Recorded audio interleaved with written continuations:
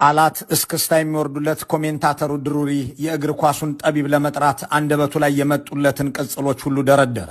ያሳካቸውን ስኬቶች ሁሉ ዘርዝሮ ያ ድል የማድረግ አባዜ የተጠናወተው ሊቅ፣ እረፍተ ቢሱ እቅድ አውጪ፣ ያ አይረኬው ድል አድራጊ እያለ ከጠራው በኋላ ክብርና ታሪክ ያላቸውን የእግር ኳስ ክብረ ወሰኖች እየፈለገ የሰባበረ ብሎም አላልቅ ሲለው ይህ ሰውስ ክስተት ነው ብሎ ደመደመ።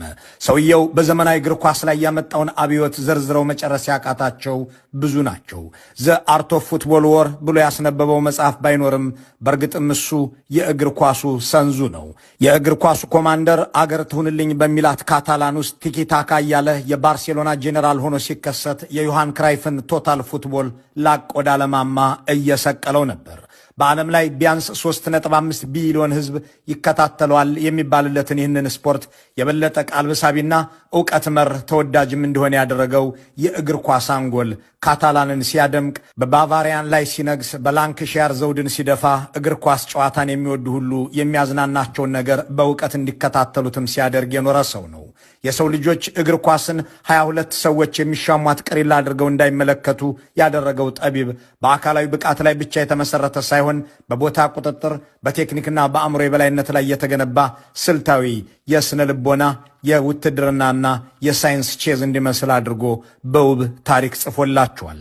የእግር ኳስ ፈላስፋው በሜዳ ላይ የሚፈጥረው የቦታ አጠቃቀም ተጫዋቾች እንደ አቶም እንዲሳሳቡና እንዲገፋፉ የሚያደርግበት የኳንተም ፊዚክስ ስሌትን ይመስላል። ኳስ በጠፋች በተነጠቀች በ5 ሰከንድ ውስጥ መልሶ የማጥቃት ግፊቱ ደግሞ ጠላትን መውጫ ቀዳዳ እንደሚያሳጣ የተዋጣለት ወታደራዊ ስትራቴጂስት ያስመስለዋል።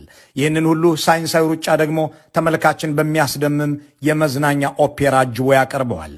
ይህንን ጥልቅ የእግር ኳስ ጥበብ ቤተ ሙከራ ውስጥ አብረውት የቆዩት ኳስን በስበት ሕግ አውርዶ ሜዳውን በወታደራዊ ስልት ከፍሎ ጨዋታውን በኪነ ጥበብ ውበት አድምቆ ሲመራ በርካታ ፈለጉን የሚከተሉ ጠቢባንን አፍርቷል። ኳስን ከቆዳ ሉልነት ባለፈ እንደ ሳይንስና ፍልስፍና ከእግሩ ስር ቁጭ ብሎ የተማሩት እነ ሚካኤል አርቴታ፣ ቪንሰንት ኮምፓኒና ዣቪ ሄርናንዴስ ዛሬ የአውሮፓ እግር ኳስን የሚዘውሩ አዳዲስ መሪዎችና ሻምፒዮኖች ሆነዋል። እሱ የመጫወቻ ሜዳን ወደ መማሪያ ክፍልነት የቀየረ የዘመናችን ታላቅ አሳቢ ነው ያስባለውም ይሄው ነው። When we lost the Premier League and you were there, and trips to Istanbul when you were there too. ጆሴፕ ፔፕ ጓርዲዮላ ሳላ ከተወዳጁ እግር ኳስ ከሚወደው የአሰልጣኝነት ሥራ ለ19 ዓመታትም ከከረመበት ከፍታ ገለል ማለትን መርጧል። የፔፕ ሙያዊ ዲሲፕሊን ለየትኛውም የሥራ መስክ ለተሰማሩ ሁሉ የሚያስጨብጠው ቁም ነገር ብዙ ነው።